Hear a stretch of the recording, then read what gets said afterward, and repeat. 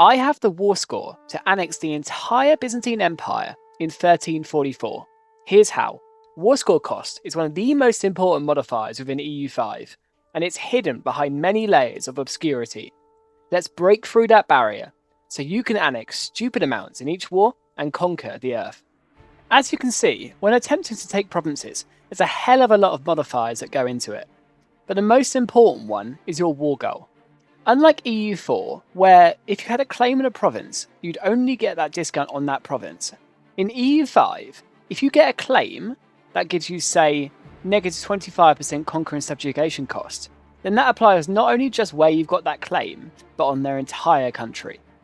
Which means there's a ginormous 75% difference between a plus 50% for conquer cost with a no CB, and the claims and province CB we're using to kill Byzantium, which reduces the cost by 25%. And this is especially important when you realise that this discount applies on their allies too. So considering this is the first factor that we can directly affect, what is the best CB that we can get in the early game? Don't get me wrong, there's a lot of CB types, and you've already seen the claims on province, but what is more common and easy to get is the following through on threat CB. I've had a lot of you saying, I've got this CB, I don't know where from, or how do I even get it? Well, we'll get onto that. But what's important to note first is the difference between this CB and a Parliament approved claim CB, probably the easiest official status belly you can get in the game. And there's a humongous 50% conquer cost difference, 25% subjugation cost difference, and 25% antagonism difference between the two. So how do we get this CB? Well, it's fundamentally the same as the claims on province CB, just with one big difference, and that's the level of governance. For the claims on province CB, you have to be a country with a core on another province. As you can see, we've got some in Serbia, Bulgaria, and Anatolia. There's hash lines there. And if you try and create a CB, you can make this claims on province CB. However, only limited countries have cores and pre-existing provinces on game start, and you can only get them really if you're conquered later on. And the following on through threat CB applies if you vassalize someone with these cores over a different province. So say we vassalize Naples with their cores over Sicily, we could then fabricate that claim and declare a war for their cause, giving us a 25% cost reduction on everything in their country. So why is this important? Well, it means that you can either vassalize or release vassals and use their cause to your advantage. As you can see, we have the option to release the Duchy of Thessaly, and those two little yellow provinces down there are provinces I can't release, so I don't currently have, but they have cores on. So by releasing them, you give your vassal the ability to fabricate a claim on that province. So when they get around to making that CB, you can use it and you follow through on their claim, hence the following through on threat CB. Yet there is a way you can make it yourself as long as you're a great power, and that's through threatening war. When you make a bog standard fabricated CB on anyone, it costs you 50% parliament power and it's not that great. But did you know you can upgrade this CB straight to that following on through threat, and this is using this threat and war mechanic. I mean, what's crazy to me, by the way, is how we can fabricate a random claim on Naples and they will just accept, giving us a lot of their provinces. But if we go on one they'll reject, we start a war with this following on through threat CB, giving us that minus 25% cost in comparison to the plus 25% we would have got on the original status belly.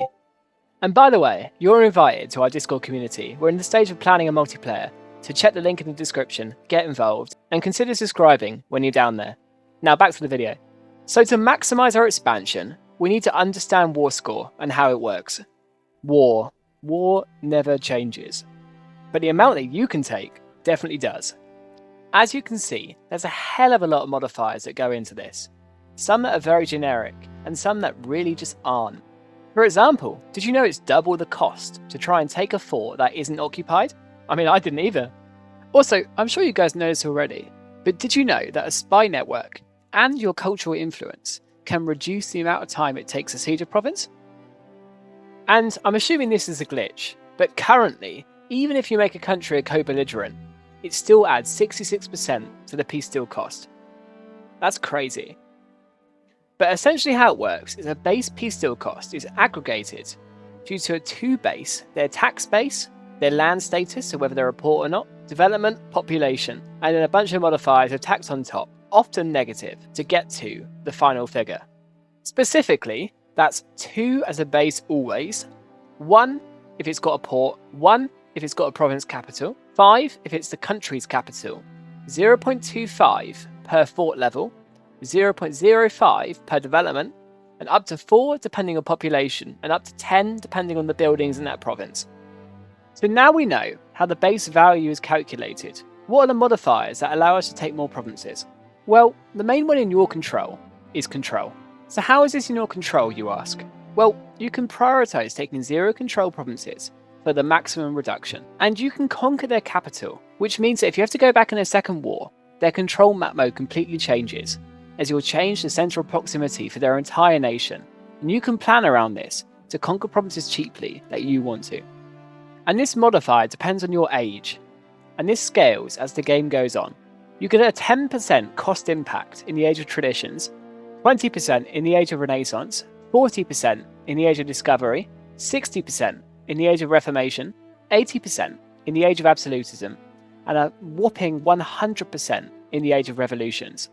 Which means that yes, if you somehow have a 0 control province in the Age of Revolutions, you could take it for free. You do also have Expansionist Zealotry, which reduces your Warscore costs on different religions by 10% and progresses you to Belligerent.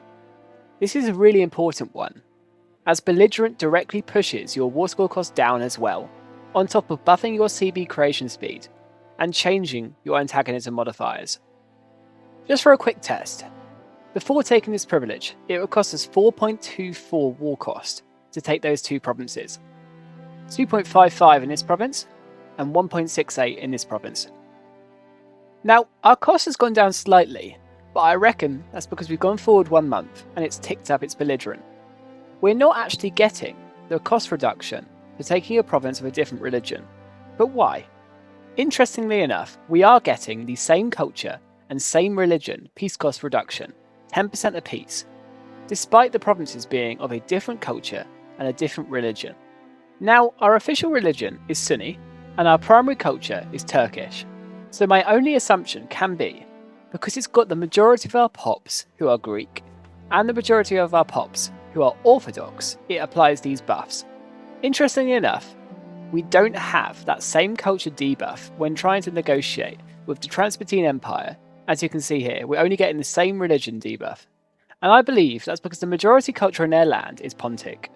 And you also get a massive reduction of 10% per country level of the difference between you and the nation you're fighting.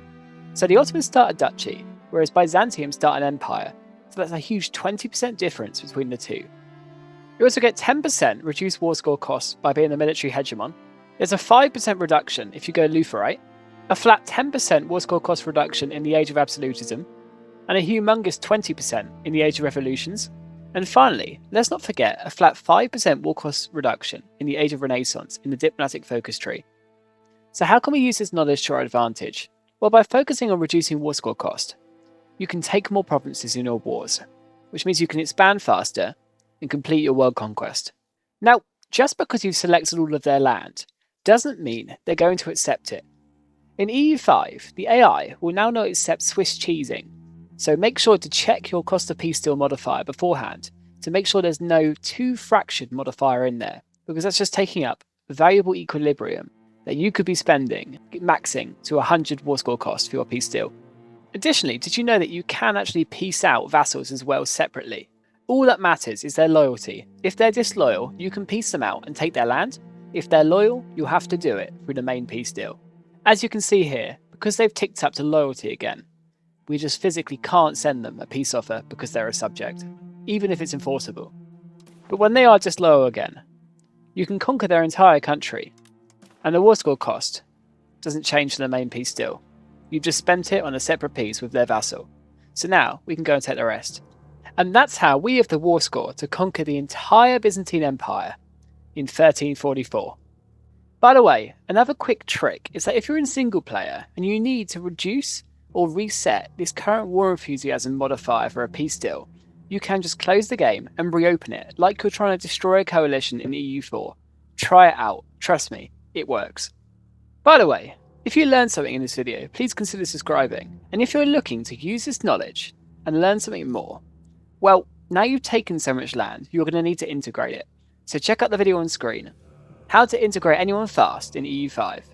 Trust me, it's a good watch.